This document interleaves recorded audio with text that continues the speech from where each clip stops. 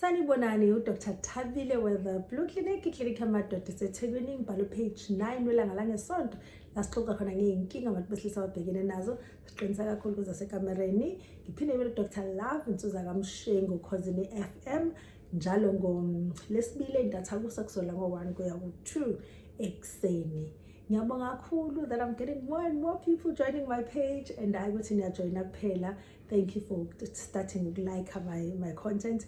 And please continue liking or just sharing the content or commenting or suggesting ama-topics enifuna sikhulume ngawo, whatever enifuna siyenze, just nikhona ukubhala in the comment section. Namhlanje njengoba ngithembisile ekseni ke sizokhuluma amabhonki. Yabona ngize nganenzela so that nizoqonda ukuthi ngikhuluma ngani. I'm sure khona wake wakubona ukucishe kube nje phela, obviously wayekubona ngenayo khona, but I was trying to be creative. I created my own name. Lana yini amabhonki, ama-pearls, abaye bakubiza ke lunchbar, kunamagama amaningi abakubiza ngakho. Yini ke lena umkhuba osujwayelekile nje kwenza abantu besilisa. Kule video lena enye ngiyenze earlier on, I explained ukuthi lo mkhuba waqala kuphi. Lo mkhuba siyazi ukuthi waqala eJapan years ago. Babewenza ama-inmates akhona wathi ama-gangsters mayeboshiwe each and every year ihlala ngaphakathi afake ibhonki kuyindlela yabo yokubonisa ukuthi usehlala ejele isikhathi esingakanani noma into enjalo. Kodwa ke lo mkhuba ngokuqhubeka kwesikhathi kwaba umkhuba abantu abaningi emajele abawuthathayo bewenze. Emajele ke ngikuzwile ukuthi bawenza kanjani. Isikhathi esiningi bathatha isixubho, mina ama-astros lawo, bathatha isixubho besikophisi besixubho because banaso sonke isikhathi basihuhle phansi kuze kwenzeka like these nice balls ngale stick sesixubho. Mase sikhona bathatha irazor, engazo so izathi thatha irazor. Isikhathi esiningi bakwenza bengavanga nento eyinhloko bevule base beyashutheka ke lama pearls abawenze ngestick saplastic sesixubho, beshutheke ngaphansi, beshutheke mase kwenza kanjalo ke. So khuluma ngokuthi buyele ubungozi balokho a bit later on. Kodwa ke lo mkhuba unfortunately or fortunately kwaba umkhuba oqhubekayo ngokusheshsha. Manje siyazi ukuthi sithola abantu abaningi abangaphandle abangakazi beyejele benawo ama-beads kanje. Ngoba kunesikhathi I think like 10 years ago besithi isibhedlela uma kwaqhamuka umuntu onamabhonki we know ukuthi wakwaboshwa, but right now abantu abathi mabephuma ejele kube into abenzana nabanye abantu ngaphandle. Kumkhuba nje uvamile ukuthi abantu befaka namabhonki kanjena. Sekujwayelekile ukuthi nifica abantu benamabhonki ke kanjena. Bawafakelani ke lamabhonki, kukholelwa ekutheni uma unamabhonki ukwazi ukujabulisa umuntu osifazane kakhulu. Esingazi noma iqiniso yini, kodwa angifuni ukukhuluma le study because angisakhumbula ukuthi senziwe nini, senziwe ubani, so it's not fair ukulona ukusiquote amanye ngisiquote kahle, but siyazi ukuthi kuyinkoleloze lokho. Akusilona iqiniso kahle hle ukuthi kuletha leyo njabulo ngoba abantu besifazane abathile bayasho ukuthi kuba nobuhlungu obuthile obenzekayo lapho kwenziwa ucansi kunalamabhonki. Mase sibuyela ke ekutheni manje yenziwa kanjani. Siyazi ukuthi sekukhona abantu abaningi abawenzayo ngaphandle, akusibona kuphela abantu abake baboshwa, sekuyabantu nje kwazi ukubathola noma ikuphi bayanzana lena. Ngokudabukisayo abaningi abenza namabhonki abantu who are not medically trained, therefore kunama-chances amaningi okuthola ama-infections, ukulimaza certain structures, okopha inkinga eziningi ezenzekayo. Ngokudabukisayo ngesikhathi kusetshenziswa ama-instrument from one person to the other okungenziwa cross infections kubantu kanjalo. Buyini ubungozi bokwenza amabhonki? Siqale ngobungozi.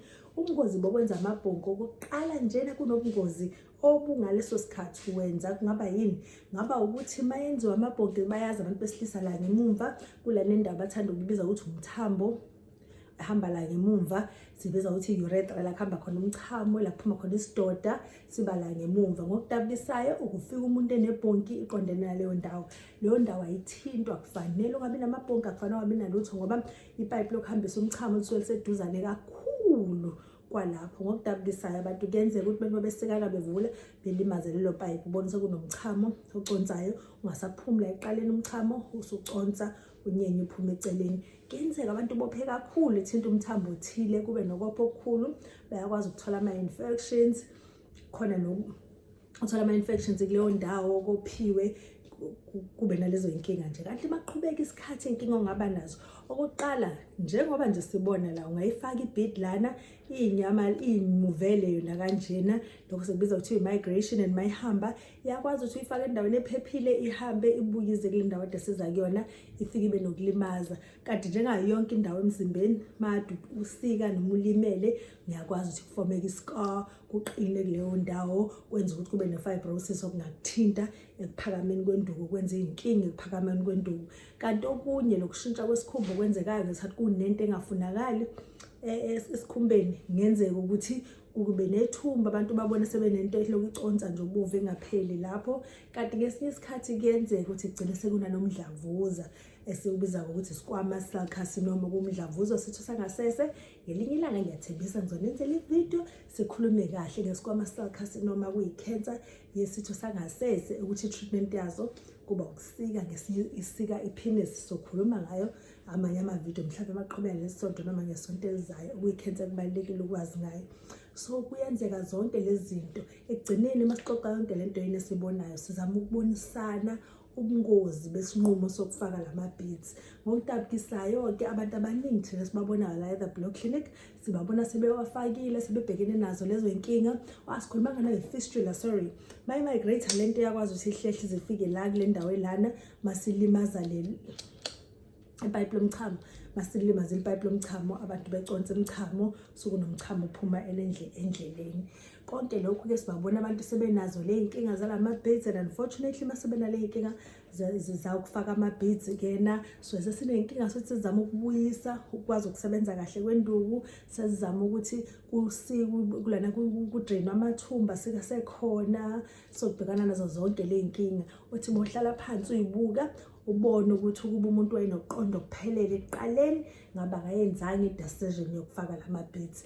Yikho ngibone kubalulekile ukuthi sidinga ukuqala nje izinto zokuqala esixoxa ngazo lana kube yiwona ama-penile beads. Uma usawacabangela ucabangisisa ukuthi ungabe lokho ucabanga ukuthi uzokuzuza ngokuwafaka kukhulu ngokwanele ukuthatha onke lama-risk owathathayo. Thank you very much ukuthi nilalele naze nafika lana. Ngithemba ukuthi khona okuthile nikufundile. Makukhona imibuzo noma yini, feel free ukubhala ngenana ku the comment section nisho ukuthi noma yini nithanda ukuthi sibuye sikhulume ngazo. Dr. Thabile wa the Blue Clinic sikhulumisana ngezinkinga zesitho sangasese nezempilo yasekamereni kakhulu abantu besilisa.